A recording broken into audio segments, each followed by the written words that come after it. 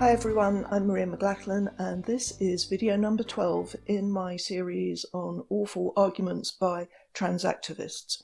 Someone recently posted a 600-word rant beneath one of my videos, and it contains a lot of the usual wearisome nonsense from the trans cult playbook, which I've already covered in previous videos in this series. But I was delighted to see in the very first sentence an argument using the word charitably, which, even though I've seen it many times, I'd never thought of engaging with it before because it's a red herring, as well as unbelievably stupid and ignorant. Let's take a look. Cultures that acknowledge gender beyond sex have existed for thousands of years. Hijras in India, Navajo Nadlei, Hawaiian Mahu, it's Lakota, actually, not Lacto Winkte, the 8 genders of the Talmud, etc. I feel obligated to say something about the last one first. 8 genders in the Talmud? Could the Talmud be much woker than I'd ever imagined?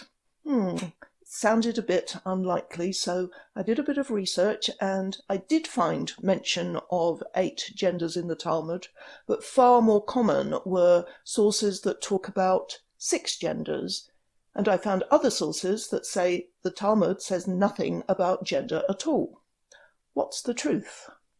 So, I read the entire Talmud. No, I didn't, don't be silly. I decided to take a closer look at the sources that say there are 6 genders in the Talmud. This is from one of them. And I found that they use the word gender firstly to mean sex, as in 2 sexes, the words zachar and nikeva to mean male and female. Further, 4 words are used to refer to what appears to be differences of sexual development, otherwise known as intersex conditions. There is nothing in those descriptions that say anything about how people feel. It seems to be all about anatomy, which kind of makes the next sentence from my commenter all the more risible. It's really only the rise of Western culture that has led to this obsession with genitals. So why are some sources, which obviously come from Reform or progressive Jews, calling them genders when they appear to be about the 2 sexes and some anatomical variations within people of either sex? It may have something to do with the fact that this blog is called Trans Torah, and that piece was written by a trans-identifying rabbi, actually the first openly transgender person to be ordained as a rabbi. So someone with a strong ideological motivation and quite a lot of influence, actually. Anyway, that's just an illustration of how the word gender is used to mean whatever people want it to mean these days, and really not much to do with how gender is used in gender ideology today. How is the word used by gender ideologues? I'll be charitable and say that they mean gender is a social category, because that's what they seem to think they mean, when in reality they conflate it with sex all the time. There are plenty of men who claim to be not just women, but actually female. For example, the diabolical Morgane Auger, who successfully campaigned to get Vancouver rape relief defunded. Why would any woman/female person do that? That's why I think it's important to stop referring to them as any kind of woman, including trans women. We gave an inch, and now they're taking miles. The other thing about that sentence we can dispense with quickly is the fallacious appeal to antiquity. They've existed for thousands of years, have they? So what? Loads of things have existed for thousands of years. Doesn't mean they're all good or true. Some are, some aren't. Art has existed for thousands of years. So has music. So has prostitution. So has animal sacrifice. And so has religion in one form or another. Does that mean they're all true? So we've got 4 remaining examples of genders. Let's take a quick look. Possibly the ones we hear about most often are the Hijra in India, also Pakistan, Bangladesh and Nepal. They are men who identify as having a feminine spirit. I would hazard a guess that in another culture they would simply be perceived as camp, feminine, gay men. In fact, some are bisexual and some are born with ambiguous genitalia, so have an intersex condition. They become hijra when they either run away or are thrown out of their family home as teenagers. What do you do when you're a homeless, effeminate teenage boy? You join a hijra community. Other hijra become your family. Some, but by no means all, get genital surgery and become eunuchs. Now, that's just a superficial summary. There is a lot more detail and differences between how the hijra are viewed by the different cultures they exist in and in Hinduism and Islam. The important point about the hijra in respect of the gender debate is that in those countries where they live, they are seen as a third category of people, neither man nor woman. They consider themselves a distinct group and have only in the past decade become legally recognized as such, but they still suffer massive discrimination. And let's never forget that in Pakistan, which has in recent years passed legislation to protect hijra, homosexual relations are still illegal. Now, looking at the other three groups here, I find a very similar story. Navajo Nadlehi, Hawaiian Mahu, Lakota Winkte. All of these refer to feminine men, though some Navajo people have four genders, so feminine women, masculine men, feminine men, and their roles in their community are allocated on the basis of which of these they are. Somebody I was conversing with on another forum recently used the phrase all genders, and I asked him what he meant by that, and I was supplied with this list of examples. Katoe are otherwise known as ladyboys in Thailand. Feminieli are feminine cross-dressing men of traditional Neapolitan culture. Mahu, Fakaleti and Fafafine all appear to mean pretty much the same thing depending on which Polynesian island you're on. They are male, but embody both masculine and feminine traits in a way said to be unique to Polynesia. I watched a video about Fafafine and learnt that while many feel naturally feminine and are happy to be Fafafine, I also learnt that when a family has all sons, one of them may be nominated to be a Fafafine in order to take on female roles, which means helping the mother of the family with domestic chores and caring for both parents when elderly, and this doesn't always work out well. Same thing happens in reverse in some of the very patriarchal societies in the Balkans, particularly northern Albania, when a family has no sons and they have to have sons for inheritance purposes. The Bernesha are women who are nominated to live as men for the rest of their lives. They're not actually mentioned in this list. What else is there? Muxe of Mexico, feminine men. Travesti, a term used in Latin American countries for feminine men. Akavine are trans-feminine Maori people of the Cook Islands, and so it goes on and on and on. Some of these so-called genders include people born with ambiguous genitalia. One or two of them only mean people born with ambiguous genitalia, and I can see one in there, it's pronounced chalalai, that refers to female-born persons of the Bugis tribe, which is one of the ethnic groups in South Sulawesi in Indonesia. They are perceived as masculine and are expected to behave as heterosexual men. The male equivalent are the Chalabai, who are feminine men who are given women's roles.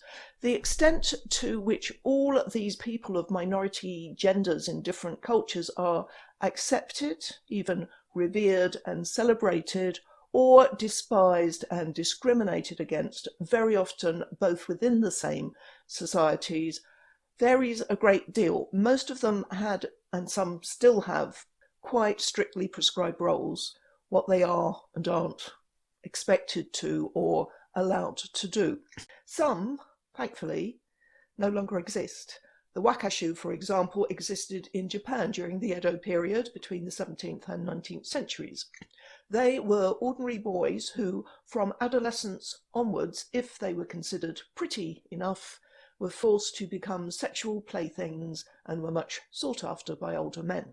That practice stopped with the end of the Edo period. Well, obviously not the practice of abusing minors, but of categorizing boys for that very purpose as a third gender. I mean, that's not what anyone nowadays would think of as a gender, is it? Another one that isn't around anymore are the Kimbanda of Angola. Male diviners whom, some scholars have argued, were believed to carry female spirits through anal sex. Lovely.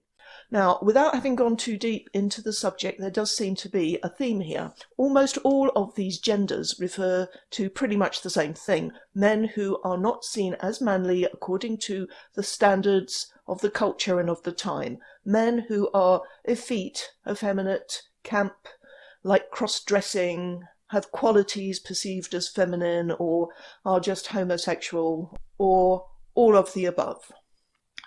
The cultures, the societies that they existed in historically were not exactly what we would call free. Almost all are patriarchal and absolutely organised around the sex binary, and these extra so-called genders and the roles that go with them are mostly imposed rather than chosen. It's a way of categorising people who don't fit into the strictly defined sex roles. I must quote one more sentence from a bit later on in my commenter's rant. But just generally speaking, your problem isn't with trans people being acknowledged as their true genders, it's with Western culture's restraints on womanhood. I responded that my problem is actually with men telling me what my problem is, but referring to Western culture's restraints on womanhood as if other cultures were more liberal or as if they defined woman as something other than adult human female is so ignorant. Now, on social media, when we see people talking about the multitude of genders that have existed throughout history, they will often talk about the negative impact of colonizers from Europe and especially Britain had on these traditional cultures. For example, when Victoria's British Empire colonized and dominated their way across the world, diverse gender and sexuality expressions were suppressed and erased to the point where conservatives in our countries today associate queerness with imported Western culture. The irony.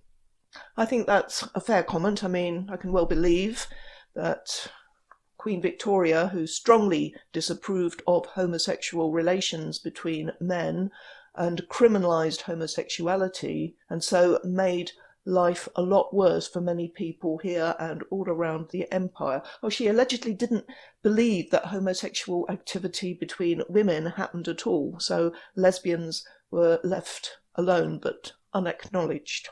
But then we see comments like this. Hello, UK and England. You've got a new challenge, and it's to stop reviving the barbaric British Empire with genital cops. It's not clear what he means by genital cops. He was asked, and he didn't respond. He just blocked the questioner. Me. I suspect he was just letting his fevered imagination run riot, but there is an irony here in that those countries that were colonised seem to operate gender policing every bit as strict as it was in Victorian Britain. The third genders, the feminine males, existed alongside women. They didn't demand acceptance as women. They didn't try to redefine what being a woman is. They didn't claim to be the same. So how do you think the existence of these very deliberately created categories in other cultures help your case that we should accept men who claim to be women in our spaces and sports? Oh God, here we go. I know you're all in Turf Island, are ready to carry the holy Harry Potter and philosophers' transphobia to a newly colonised planet for the imposition of a gender binary. Believe me, I didn't select this one because it's any more or less bonkers than any other. It is absolutely typical of the stupid comments they make and typical also of how they conflate sex with gender when it suits them. Gender critics do not want to impose gender, binary or otherwise. We want to do away with it altogether. By gender here I mean the rules and expectations that a woman must be like this and do this and not be allowed to do that, and a man must be like that and do that and shouldn't do the other. What we want is the recognition that there are two sexes and this matters, and that people should be free to be as they like and do as they like, as long as it's not harmful to others. But that's not enough for you, is it? You actually want to colonize womanhood. Some of you literally claim to be the same as us. How dare you? There's nothing progressive about classifying people and prescribing roles for them according to their persona or their sexual orientation, or because they have an intersex condition. And I'm sure the gender ideologues of today would agree with that. Their idea of gender is very different from the forced categorizations and roles of other cultures, of historical cultures, none of which, so far as I can establish, held the view that a man with a feminine spirit, or whatever they called it, was actually a woman. As we've seen, almost all of these third genders in all these different cultures are men. Is that because women who didn't fit into the cultural stereotypes of how women were supposed to be, are they much rarer? Or could it be that almost all of these societies are strongly and deeply patriarchal, and it is the men in charge who make the rules and decide to other those men who don't fit the cultural expectations of how a man should be? Women were treated like crap anyway. To the gender nutters of today, gender is a subjective feeling, and they demand that their gender identity is prioritized over biological sex. Ergo, a man who says he feels like a woman should be accepted as one, and anyone who disagrees deserves to be abused, intimidated, and assaulted, like this protester outside the Wii Spa in Los Angeles the other day. Sorry to end on a bomb note, but thanks for watching. Bye.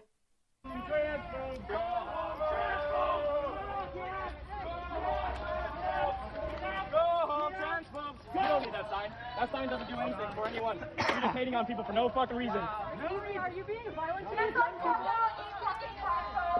it's not transphobes. Go home, transphobes.